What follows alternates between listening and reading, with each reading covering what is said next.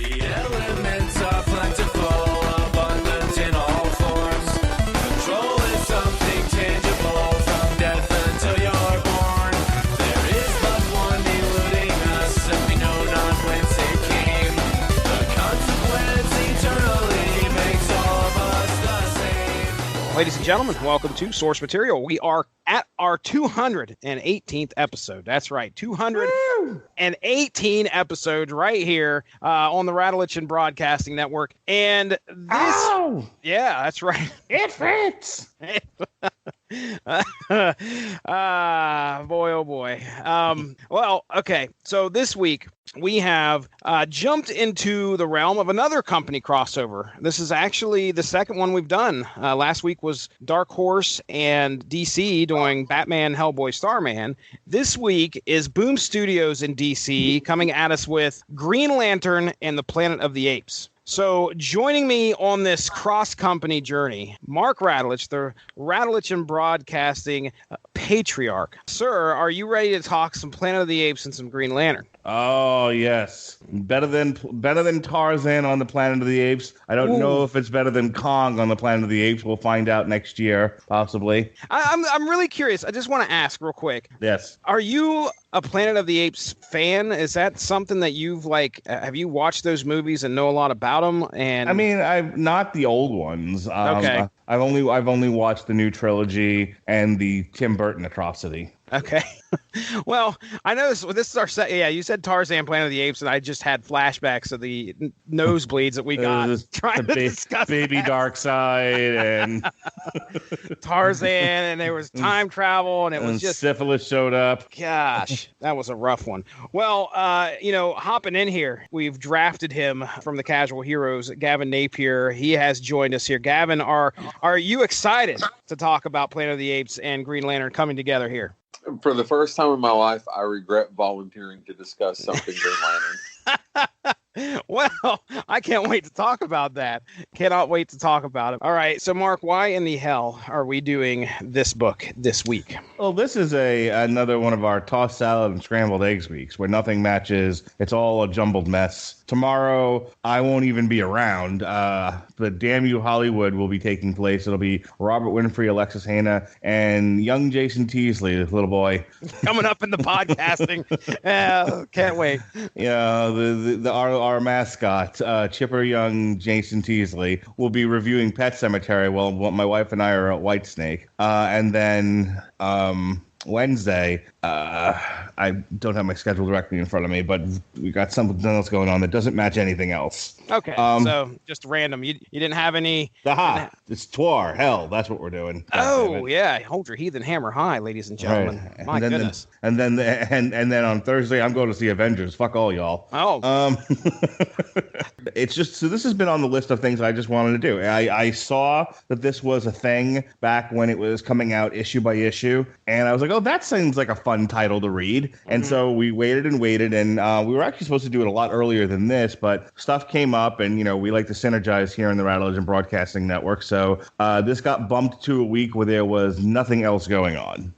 Yeah, this came out in 2017. Like I said, DC Boom Studios, our creative team, Justin Jordan and Robbie Thompson. I think Robbie Thompson did the story, and then either way, they're credited as the writers here from where I grabbed it, either off the wiki or whatever webpage.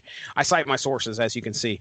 Artists, Barnaby Bajenda, which I believe the art stayed the same throughout the whole book. I already kind of asked you, Mark, about your familiarity with with the Planet of the Apes and what you've covered there. And I think we've talked a little bit about Green Lantern before on here, but I want you to go ahead and rehash it for me. How much do you know, or do you remember when you first started reading about Green Lantern?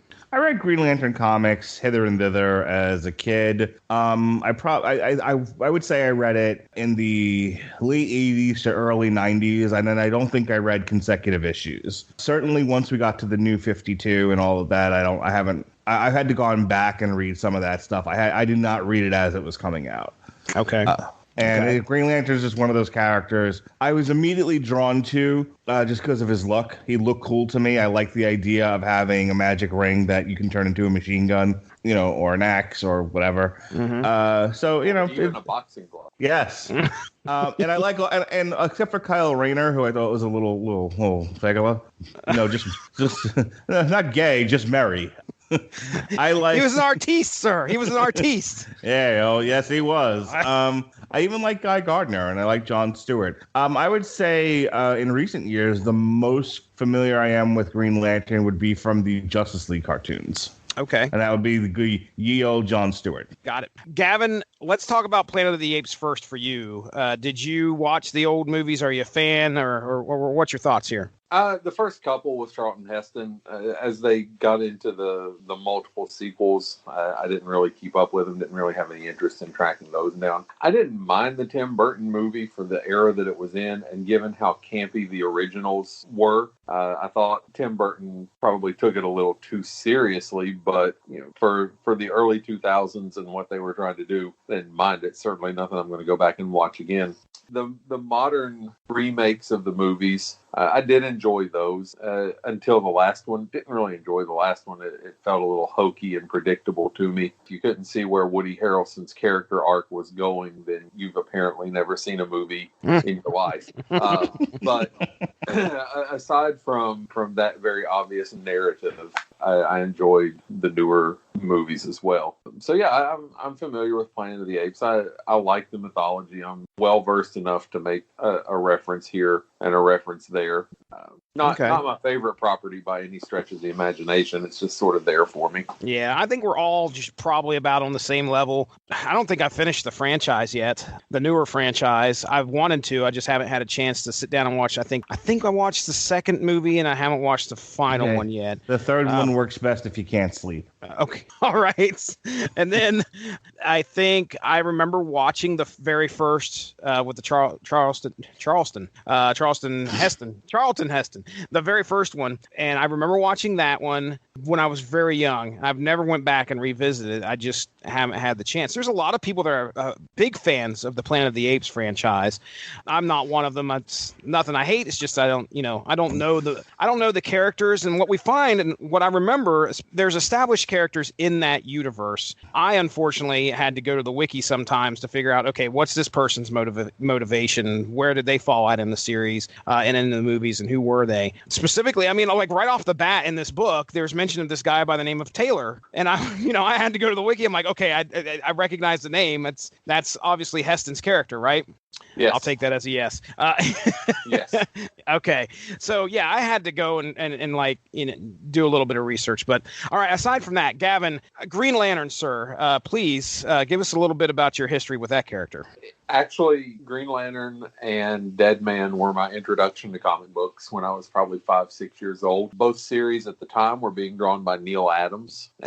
Great, tremendous artist. Yeah, and that sort of defined what comics were to me for a long time. That Green Lantern, Green Arrow series and the Dead Man series, and then later G.I. Joe comics, and then I branched out into more superhero books.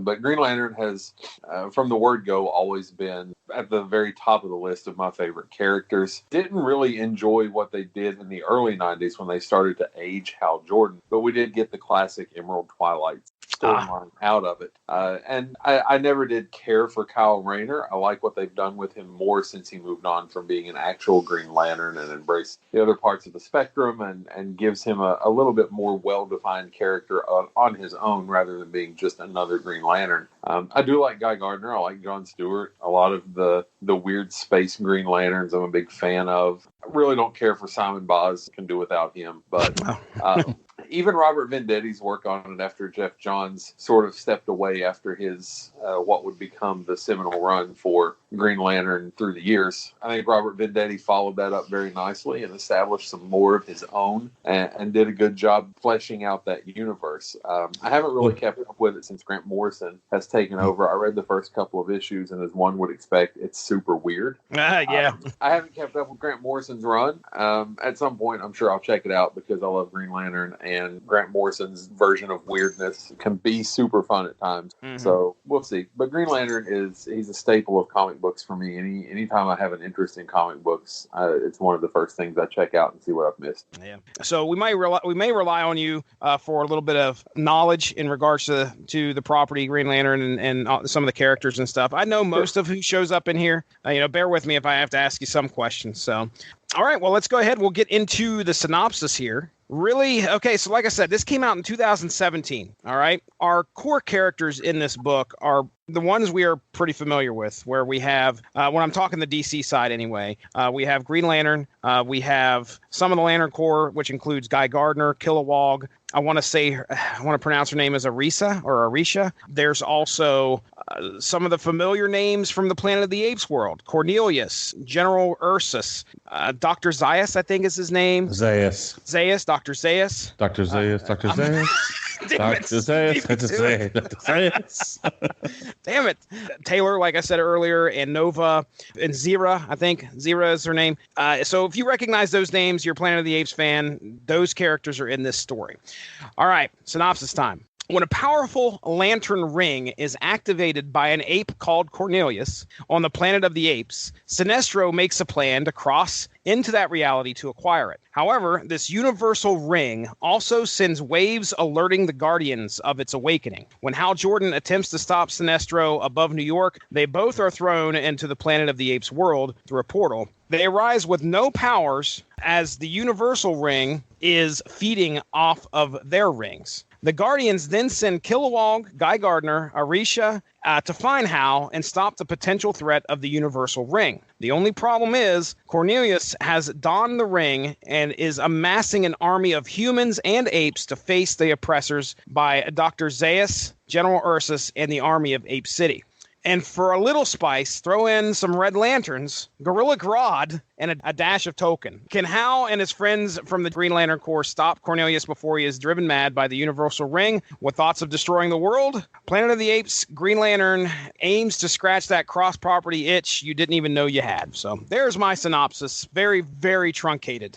This was 6 issues. We'll start out here first, Gavin. I want to start with you in regards to the concept of this thing brought forth. There was this universal ring. We're used to different colored lanterns as part of the emotional spectrum. We have red lanterns, which represent rage. We have, and I see I've already lost it. Green, which represents will.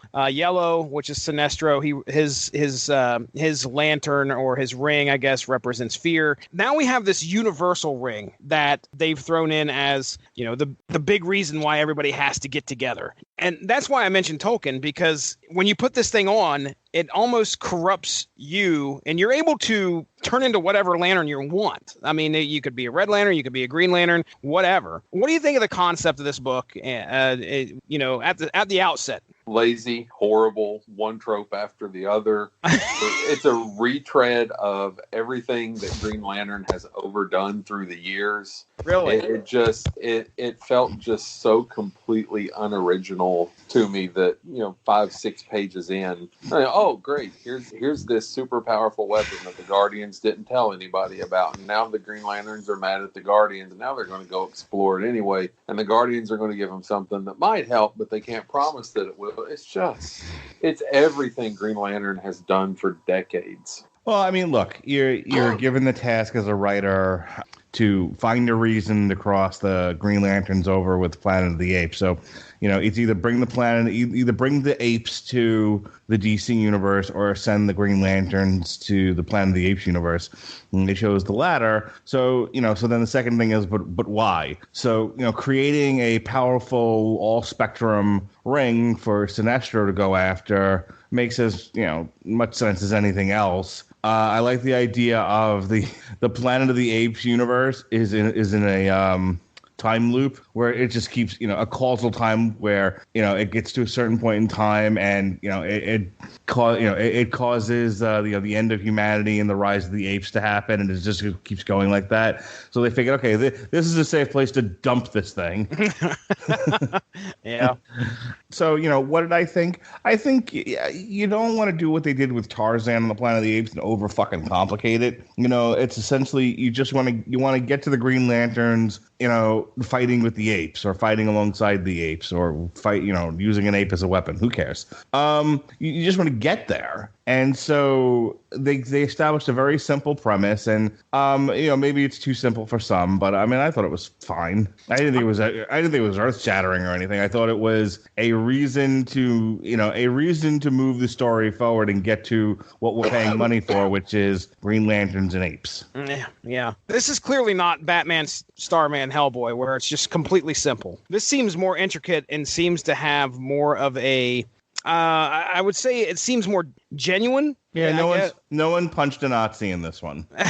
They could be punching Nazis all they want, but I felt the characters here, at least the Green Lanterns, felt real to me. I mean, Gavin, I know you said this feels like something that had been done over and over, but what were your thoughts on the way that the writers here handled the characters of the Green Lanterns? Did they feel like this is definitely our DC Universe, Hal Jordan and Guy Gardner and all that? Yeah, I mean, they stayed true to the basic parts of the character. There wasn't a whole lot of depth to them, and maybe in a 6-issue miniseries you don't have time to explore that depth. But, Hal is the guy that he didn't ignore it when he was told to ignore it, because that's what Hal does. And Guy Gardner's the guy that likes to fight, and so he fights a lot. I mean, it was very basic, surface level stuff. And again, maybe 6 issues isn't enough time to explore any type of depth, but whatever the reason, we certainly didn't get it. These were the stereotypes of the characters that have been established, and they never really pushed past that. This felt like an episode of the Green Lantern show.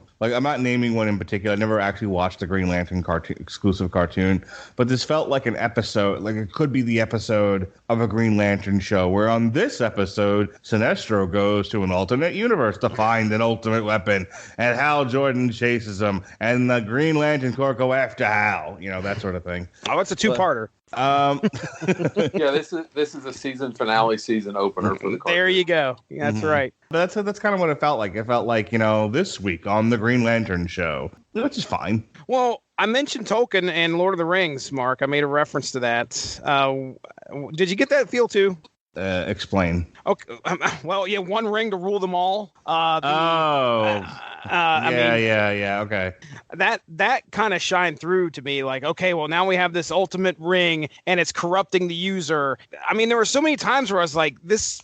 There were so many allusions to what I felt Lord of the Rings was, and I thought, well, sure enough, Mark would probably pick up on that. But sure, I when I was reading it, I did. Okay, and then you can see how much it stuck with me. Lord of the Rings, what? Like, what about? There's no cave troll in this.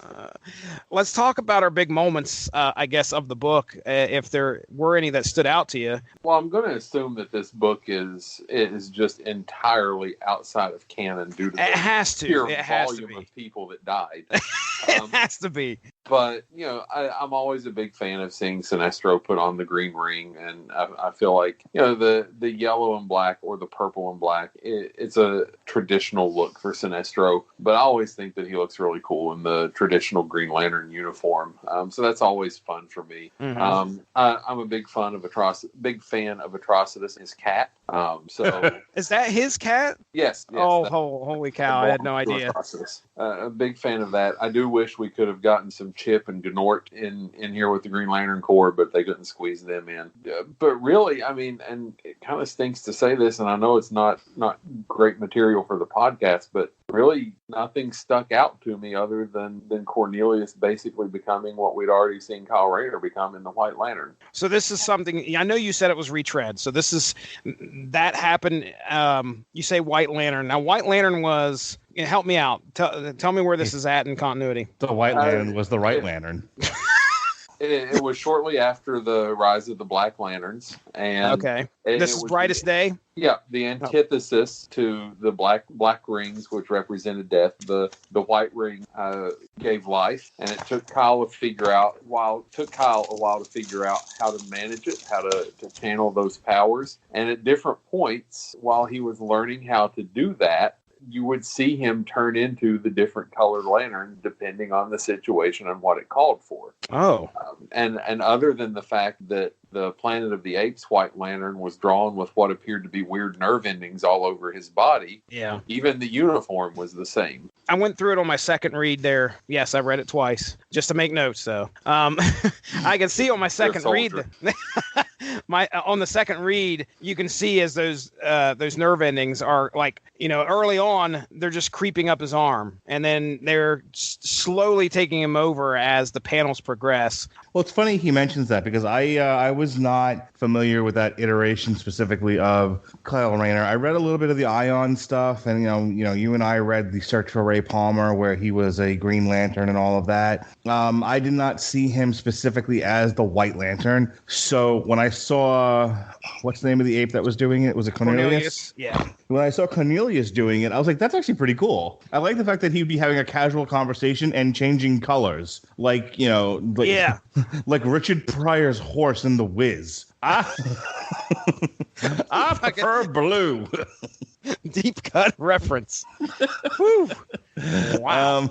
How you like me now? So yeah, I actually thought it was cool that like the uniform would change to a different color of the spectrum depending on how Cornelius was feeling at that time. I enjoyed that. It's interesting how, Gavin being a very big fan of Green Lantern and well read as well, kind of was tired with it being, kind of retreading things. And here we are, people that we don't, and that was kind of what made it interesting to me, because a lot of stuff I had never seen. So I imagine we can probably easily say that this book is most likely not going to be well received by somebody who is a big fan, or at least it's not going to feel like something new to a big fan of Green Lantern.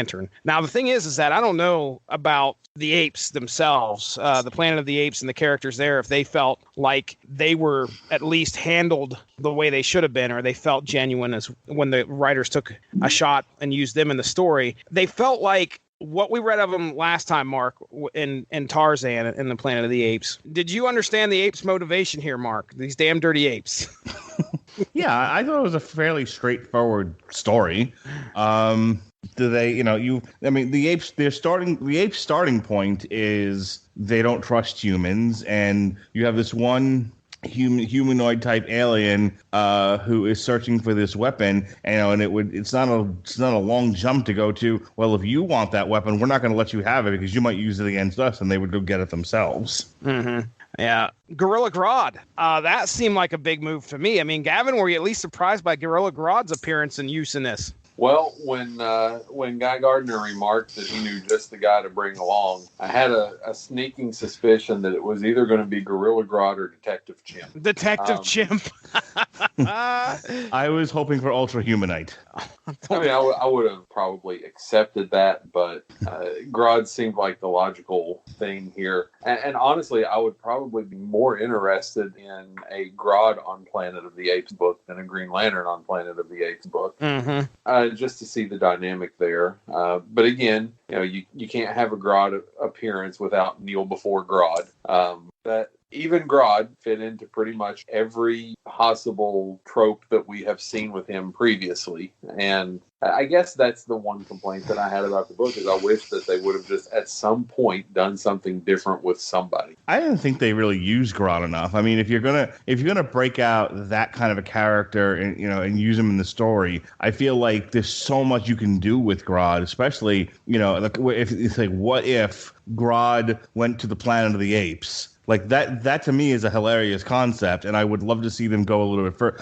You were saying, Jesse, like it almost should have been a different story, like a whole other book, Grodd on Planet of the Apes, which would have been awesome. Yeah. Like I feel like he was underutilized here. Well, and they did. I mean, I doubt they'll ever be revisiting this. You never know, though. But They left it open. they did. What looked like Ursus, it appeared General Ursus like killed him, and right at the end, in the last couple pages, you see. Well, there's a lot of things that happen towards the end that kind of leave it open ended. You see Grodd laying there.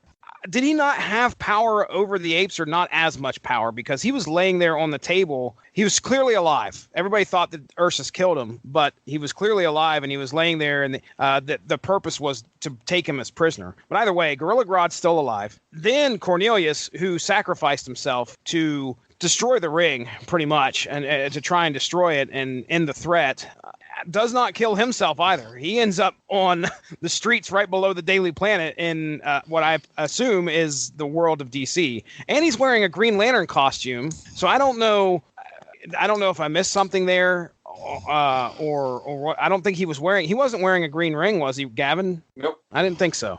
He flew up into the sky with the white ring, exploded, and then ended up in the DC universe. So, Gavin, I'm looking at this image you sent of this is Raynor as the White Lantern, right? Yep. Okay. Does this happen at the end of Blackest Night, or is this still Brightest Day? I actually think that's after Brightest Day, because after Kyle became the White Lantern, he had like his own series. It was like Kyle Rayner and the New Guardians or something like that. Okay. And he was actually able to, just like in this book, he was able to make people into lanterns. He was able to give them rings. Okay. And the images in the background are sort of what Kyle looked like when he would adopt those personas. Yeah, it was crazy. I mean, this universal ring, again, something I had never seen before, so I thought it was a novel concept.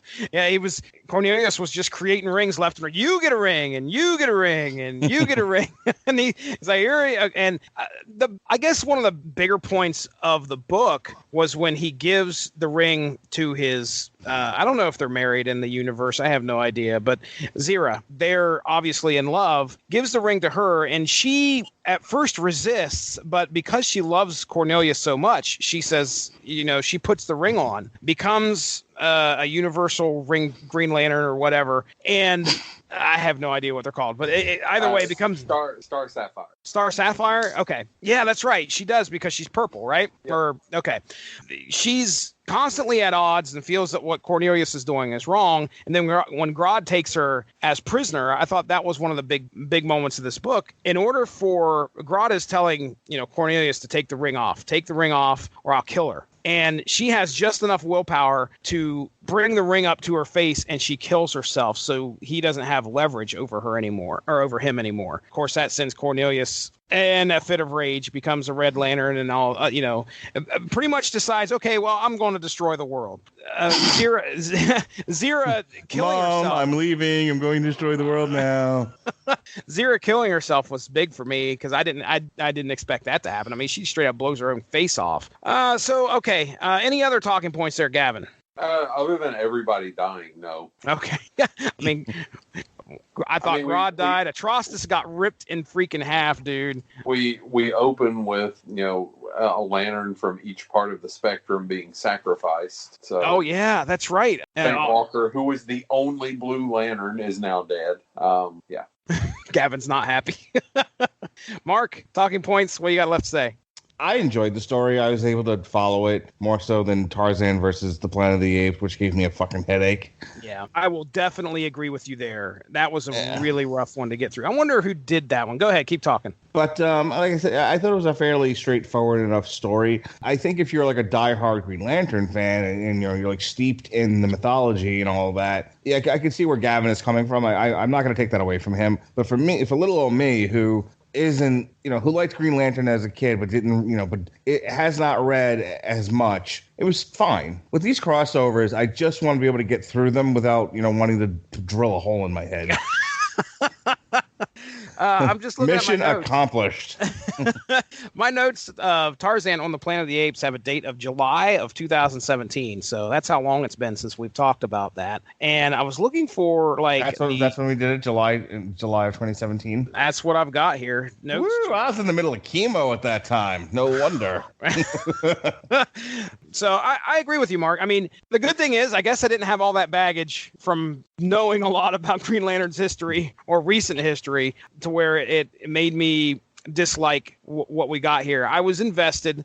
I was surprised by Grodd. I was surprised by some of the big moments. And yeah, they made a statement, Gavin, when they started killing people, you could tell, okay, well, this is definitely outside of continuity. Anything goes, which is fine with me, because on our last episode, when we talked about Batman, Hellboy, Starman, that was just a simple, okay, Hellboy's here. We need to go find so-and-so. Okay, go beat up some Nazis. We found so-and-so. It's done. There was nothing. There was no consequences. And this is the complete opposite. This is like, hey, guess what? We've got a hold of these two properties, and anything goes. And so they do that, which I'll give them credit for that. I don't mind seeing characters die in a company crossover, because that makes it something that is unique. How's that? It doesn't feel run of the mill, and it doesn't feel like they're hamstrung. And that I can live with. The interesting part about that is, at one point, that was what Dan Didio's vision for all of DC was, that he didn't necessarily see a need to have continuing comics or the need for one arc to connect to the next. As we've seen, with Batman, for example, you can trace the pattern from, No Man's Land to Hush to Court of Owls to whatever, the death of the family. Like, there's a narrative that runs through all of that and connect the dots. And when it gets to Dark Knight Metal, everyone just gives up.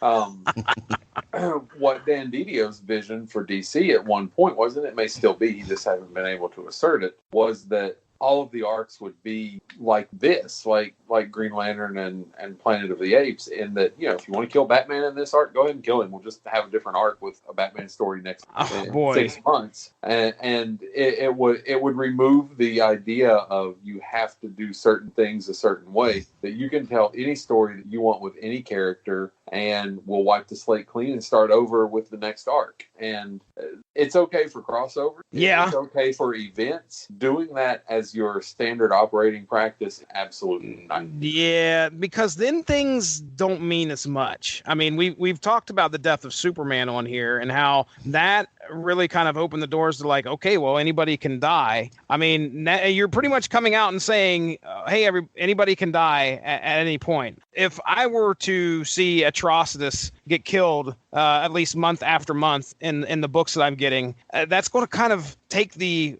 wow factor out for me. I would not be pleased if that was something that they're going to actually do. Elseworlds, go for it. They're doing that Black Label stuff. Have you read any of that, Gavin? I have not. I'm not even familiar with what that is. Is this where the DC characters are covered in whiskey? You had that Wild Turkey run. You didn't make her smart stuff and stamp your own book. Terrific. It's DC Black Label. Hold on, I'll give you a quick, because I want to make sure I quote it right. It's pretty much, you heard about the whole controversy about Batman's Wanger showing up in comic books. No, correct? You have not. Welcome back. Welcome back to recent comic books. There. News for Gavin. Do you want to read comics? Have you seen Batman's dick? Have you seen Little Bruce Wang? So okay, the Black Label is very much like Elseworlds. It's the newer, instead of calling them Elseworlds, it's just got a stamp on there. It says DC Black Label. So there's a title out right now. What is it called? Batman Damned, by Brian Azzarello and Lee Bermejo. Okay. So that's the same creative team that did the big Joker thing, right? Yes, which we'll be covering later this year when the Joaquin Phoenix movie comes out. I know Azzarello was part of that. I don't know if Lee was. I think that's the same artist. Okay. So, yeah. Anyway, there was that is a standalone story. So they're saying, okay, this is Black Label. This is a standalone story. That's okay. You want to do that in that book? You want to show Bruce Wayne and whatever, go for it. But, yeah, as for continuity now, they're doing that storyline. Mark, what's it called?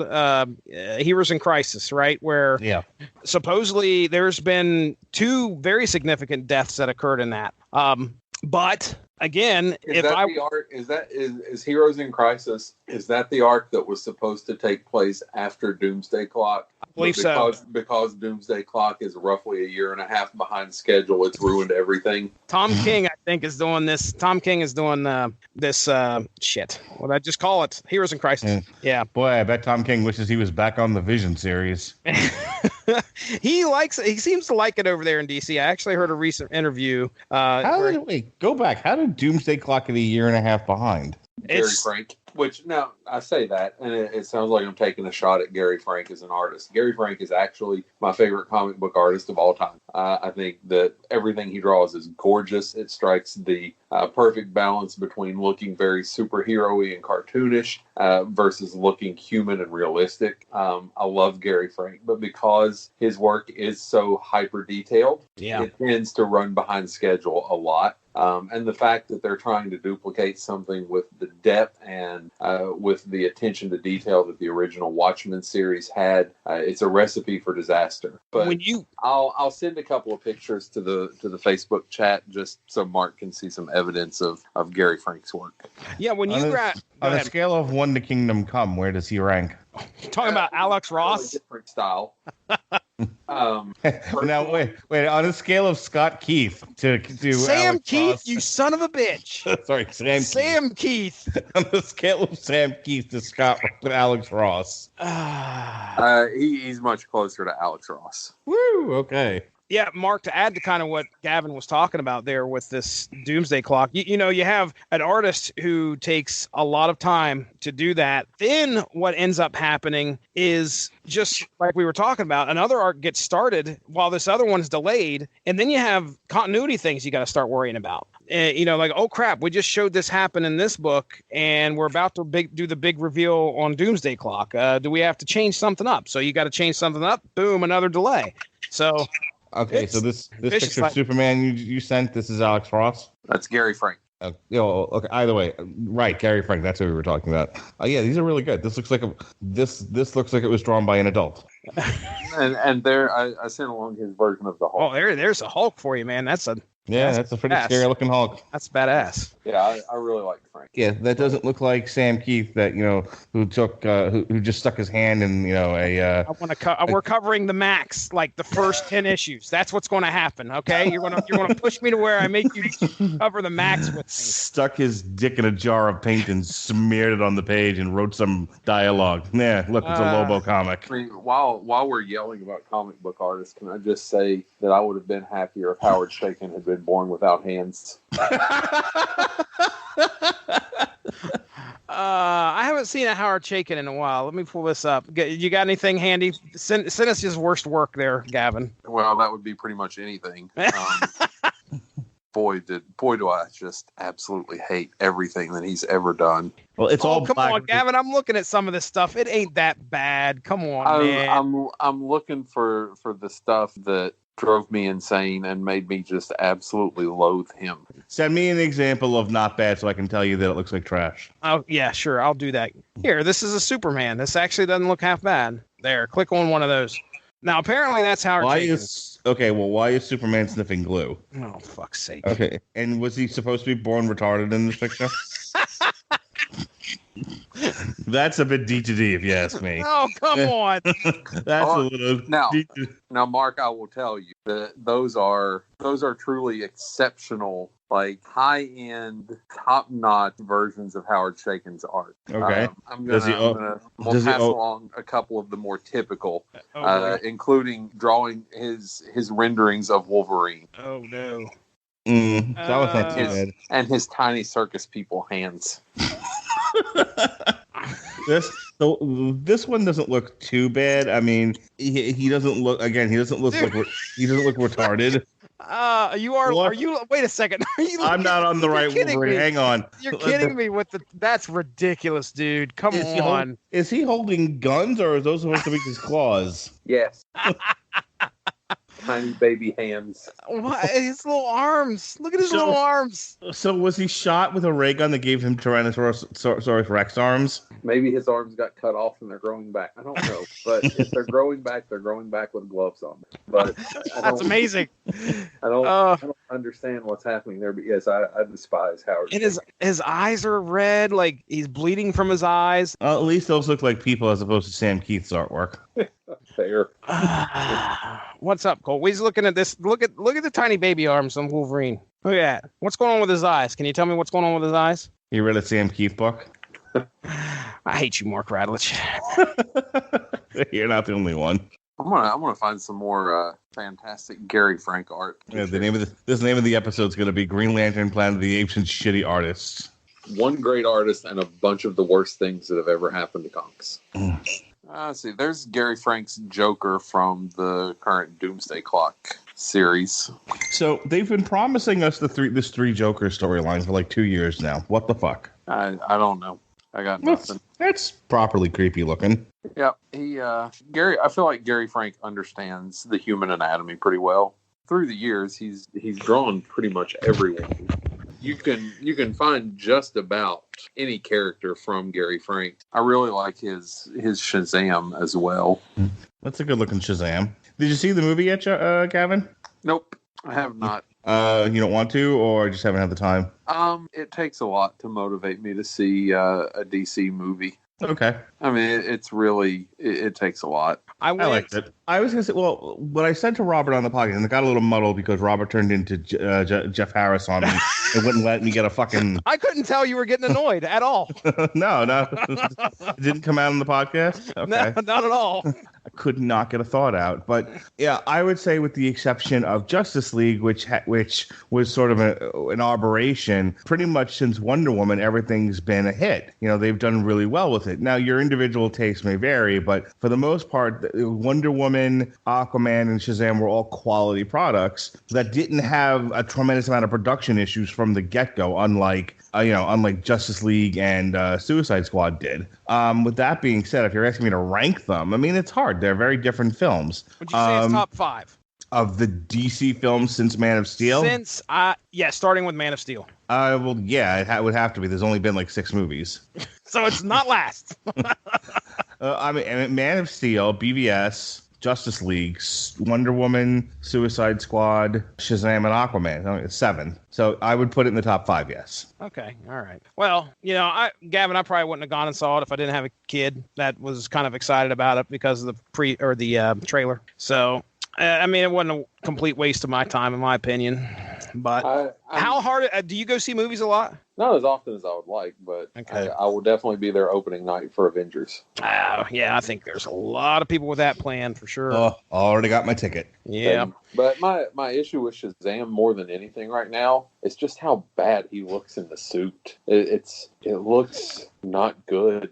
Didn't like it there. I mean, it didn't bother me, but I think that's not a character I will tell you that they leaned into how silly the suit looks. I don't know. It didn't bother me. I don't think it bothered people in the audience because like the film itself and the character kind of like I acknowledges he's wearing a silly suit and they just sort of like get past it early on. It's like there's nobody there that thinks he looks intimidating. So. All right, well, let's get this party over with here. Planet of the Apes, Green Lantern. We've talked a little bit about it here. Got to go to my notes. I'm on Tarzan, Planet of the Apes. I don't need another aneurysm. I think we've covered all our talking points. I really don't have much else to say. So, any other thoughts there, Gavin? Final thoughts on the series itself? Would you suggest, if you were to suggest this to somebody, who would you suggest it to? I would suggest it to a Planet of the Apes fan, but not a Green Lantern fan. Okay. If you're a general sci-fi fan and don't really know much about either universe, then I'm sure this is a perfectly passable book. If you're a hardcore Green Lantern fan, it's not even so much that this is bad. It's just that there's nothing new or particularly interesting here. Okay. Mark, anything to piggyback off that? No, that was perfect. Why mess with perfection? All right. Very good. Very good. Well, then that brings our coverage of a Green Lantern, Planet of the Apes to a close. We're going to turn over things to our plugs. So, Gavin Napier, do you have anything to plug, sir? Not really, no. Mark Radlich, I know you got some plugs, sir. What do we got coming up on the schedule? All right, as I said earlier, this week is the 22nd through the 26th. So tomorrow is Damn You Hollywood, Pet Cemetery. It'll be Robert Winfrey, the young, boyish mascot of the Rattlers and Broadcasting Network, Chipper Skipper, Jason Teasley, and Alexis Hannah. And then, he is the Fred to our Scooby Gang. And then he is the Scrappy Doo to our Scooby Gang. That's what he is. And then on the 24th is Twar, Hell, Hold Your Heathen Hammer High, everyone. And then, of course, the 25th is the Avengers. You know, all of us cool kids will be seeing that. However, if you're not, you can either watch the Gotham season finale or the Orville season finale, whatever tickles your fancy. And then on the 26th, myself, Robert, and Alexis Hannah will be concluding our countdown to Avengers. We'll be looking at Phase 3 of the Marvel Cinematic Universe. The following week, we've got all 900 books for Avengers Forever. Oh, boy. That's going to be a fun one. Woo-wee. And then, of course, we'll be reviewing Avengers Endgame. No Metal Hammer of Doom that week. We'll have a TV party for the Orville, and Jesse and I will have a pants-off dance-off, because that's how great this season is. That's good. Because it's 9 to 5. What a way to make a living. It's the greatest thing I've ever seen. And then on May 2nd, Alexis Hannah will be joining me for a TV party tonight for The Chilling Adventures of Sabrina Part 2. Saturday, May 4th, one of two things is going to be happening. I'm either going to be drunk at a Kentucky Derby party, hat and all, or I will make it home in time for Canelo versus Daniel Jacobs. And we just got word in from the ring from Howard Lederman. He awards that round 106 to Canelo. Already? He's already scoring points. We don't really know how, but something is amiss. It's Canelo. So, Pat and I will either be doing commentary for that, or I will still be with my wife and my children at a friend of ours' Kentucky Derby party. We'll see what happens. Very good. Well, for Gavin Napier, for Mark Radulich, I'm Jesse Starcher. Thank you all for joining us. We'll catch you next week. Avengers Forever. Have a good one. Bye-bye. Thank you all for joining us. Make sure to give that Radulich in Broadcasting Facebook page a like to stay up on top of all the great podcasts we have to offer. We are at home on Spreaker, but you can also find us on iTunes, Stitcher, TuneIn Radio, and recently we have hit the air on Spotify. Find your favorite podcast platform and type in RADULICH to subscribe for some great content. If you enjoyed this show, please feel free to share and spread the word. And as always, we appreciate any feedback and look forward to entertaining you again soon.